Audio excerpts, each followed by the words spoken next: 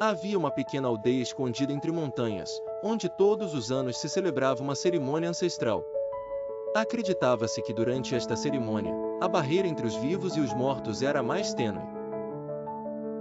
Lara, uma jovem da aldeia, sempre fora fascinada pelas histórias de seus antepassados sobre essa noite mágica. Este ano era especial para Lara.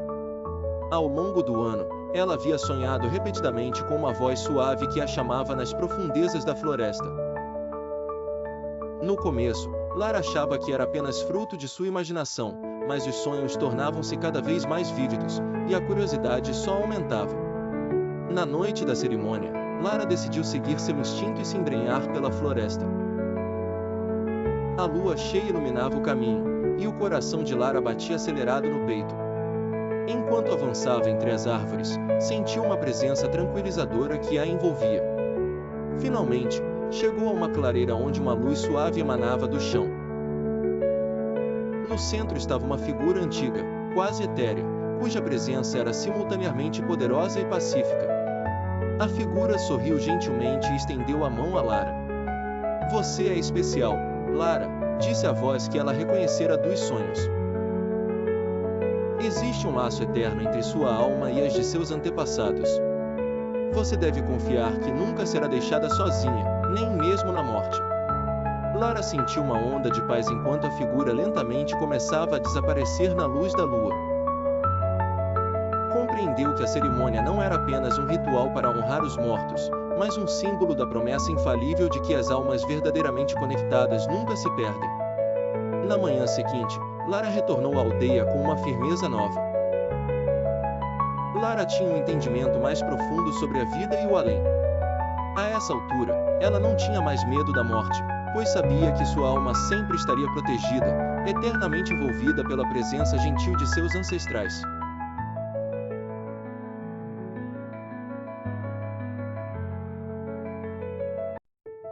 Em um cantinho praticamente intocado por olhos humanos, havia uma pequena aldeia chamada Valverede.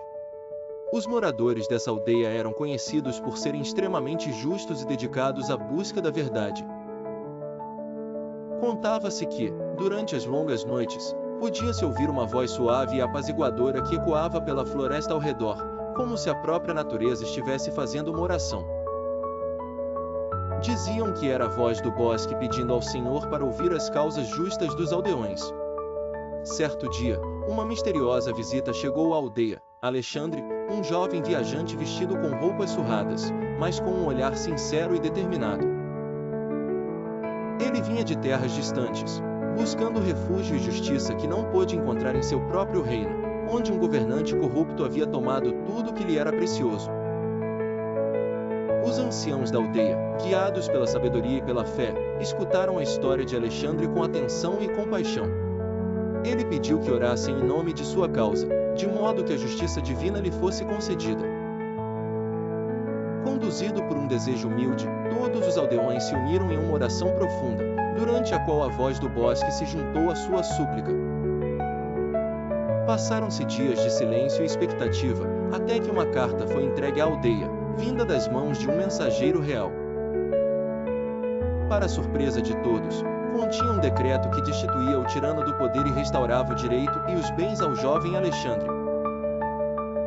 Era evidente que a fervorosa oração da aldeia, juntamente com seu comprometimento com a justiça, havia alcançado os ouvidos que precisavam ser tocados. A partir desse dia, Valverede passou a ser conhecida como mais que um lugar de busca pela verdade, mas também como um porto seguro onde aqueles que precisavam de justiça encontravam esperança. E assim, a aldeia viveu em paz, com a certeza de que o Senhor realmente ouve e julga com justiça as verdadeiras causas, sejam elas expressas por uma simples oração ou pelo ecoar do vento nas árvores do bosque.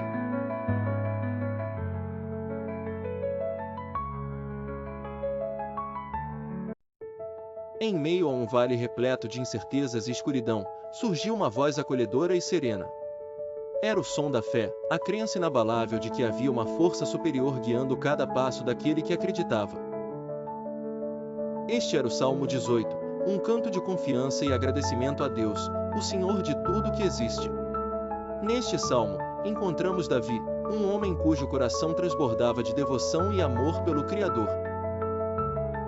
Durante toda a sua vida, ele enfrentou momentos de adversidade, perseguições e perigos de todas as formas. No entanto, em cada desafio, ele encontrava refúgio na certeza de que não estava sozinho. É nesse contexto que Davi proclama em suas palavras: "Pois quem é Deus, senão o Senhor? E quem é rocha, senão o nosso Deus?"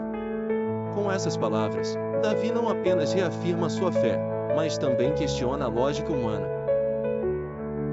Para ele, somente o Senhor é digno de ser chamado de Deus, pelo seu poder, pela sua bondade e pela sua justiça. Esta declaração é mais do que uma simples afirmação de fé.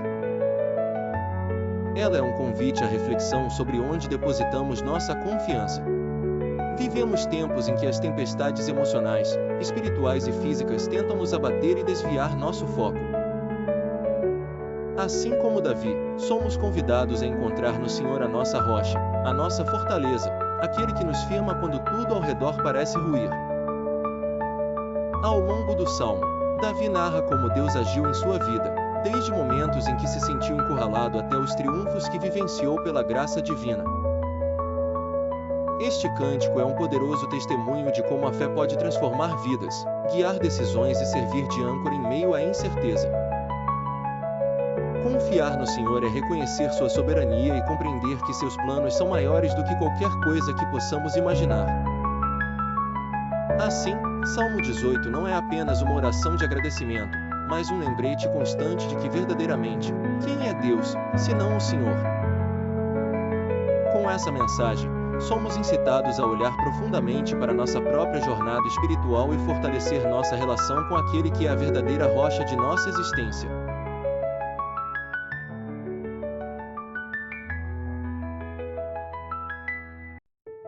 Certa vez, num pequeno vilarejo cercado por montanhas majestosas e rios cristalinos, vivia um velho pastor chamado Joaquim. Ele era conhecido por sua sabedoria e serenidade. Todos os dias, ao cair da noite, Joaquim subia até o ponto mais alto da montanha para contemplar o céu estrelado. Naquela noite em particular, enquanto as estrelas surgiam uma a uma espalhando seu brilho por todo o firmamento, Joaquim se sentou em uma rocha e começou a murmurar o Salmo 19. Os céus proclamam a glória de Deus, o firmamento revela a obra de suas mãos. As palavras saíram de sua boca com uma reverência que parecia unir a terra e o céu. Ao longe, um jovem pastor chamado Miguel observava Joaquim. Sempre admirara a forma como o velho encontrava a paz na simplicidade e queria entender o que havia de tão especial naquelas noites sob as estrelas. Com coragem, Miguel se aproximou e perguntou: "Senhor Joaquim, o que o faz vir aqui todas as noites e recitar essas palavras?" Joaquim sorriu. "Ah, jovem Miguel, há uma beleza no universo que nenhuma palavra pode capturar completamente. Cada estrela, cada constelação, cada sombra da noite proclama a grandiosidade de algo maior que nós. O Salmo me lembra que somos uma parte pequena, mas significativa desse grande plano. Aqui, sob este céu, encontro a verdadeira paz." Impressionado, Miguel se juntou ao velho pastor em silêncio, ambos olhando para cima.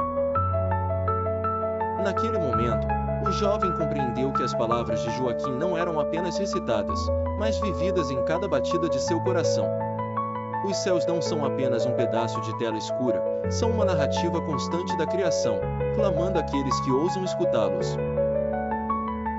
Desde então, Miguel passou a acompanhar Joaquim todas as noites, e juntos, celebravam a glória do Criador em sua forma mais pura, encontrando na vastidão celestial um reflexo da alma humana e da eterna busca por compreensão e propósito.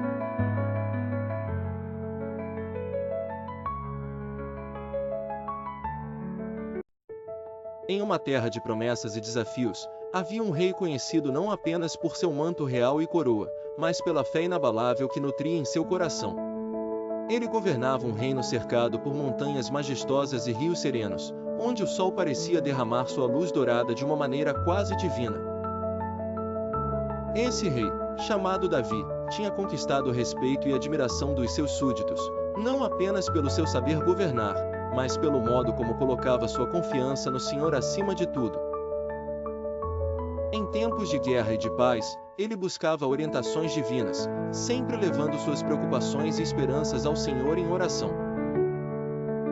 Certo dia, às vésperas de uma batalha crucial, Davi se retirou ao seu lugar de oração preferido, um jardim secreto no coração do seu palácio, envolto em um silêncio que apenas as estrelas e a noite sabiam escutar.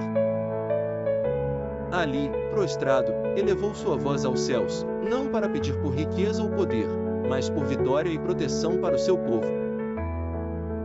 Ele sabia que o verdadeiro triunfo não estava nos braços do valente, mas na força do Senhor, e com isso em mente, ele suplicava fervorosamente: Ó Senhor, clamou Davi, dá-me vitória nesta batalha, não para minha própria glória, mas para que teu nome seja exaltado pela terra. E, então, uma leve brisa acariciou o jardim, como um sussurro suave de confirmação e paz.